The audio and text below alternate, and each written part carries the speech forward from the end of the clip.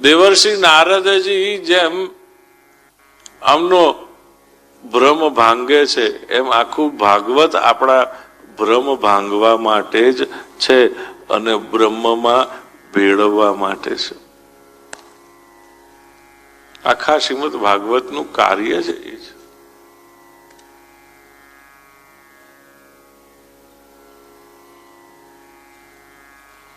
તમારા પ્રિય રૂપે, તમારા સુહૃદ રૂપે, તમારા આ તે બધા રૂપે જે તમારે ત્યાં વસેલા છે.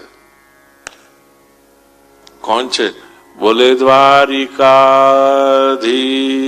કી. કોણ સમજાવે છે? નારદજી. કોને? ધર્મરાજ યુધિષ્ઠિરને. સત્ય, દયા, તપ, શૌચ, શમ, દમ, તિતિક્ષા, આર્જવ, સંતોષ, સમદ્રષ્ટિ, ગ્રામ્ય હો, પરમેશ નહીં વગેરે 32 પ્રકારના ધર્મો બતાવ્યા છે.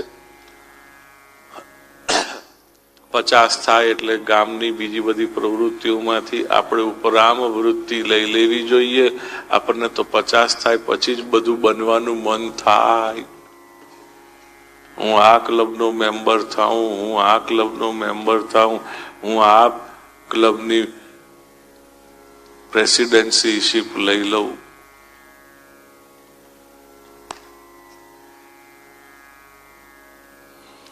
સ્ત્રીઓનો ધર્મ સમજાવતા કહ્યું છે કે સ્ત્રીણામ ચ પતિદેવાનામ તત્શુશ્રુષાનુકૂલતા તદબંધુષ્વનુવૃત્તિશ્ચ નિત્યમ તદ્વ્રત ધારણમ. સ્ત્રીઓનો ધર્મ બતાવ્યો છે, મનુષ્યનો જીવનો ધર્મ બતાવ્યો છે, રાજાનો ધર્મ બતાવ્યો છે. બધાના ધર્મ બતાવતા છેલ્લે કહે છે કે આશ્રમ પ્રમાણે વિશેષ અને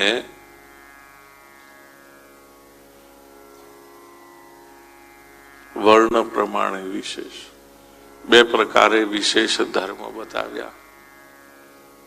અને ત્યાર પછી છેલ્લે પરમ ધર્મ બતાડતા કહે છે કે અકારણ ભગવાનના ચરણોમાં સ્નેહ એ આપણો પરમ ધર્મ છે.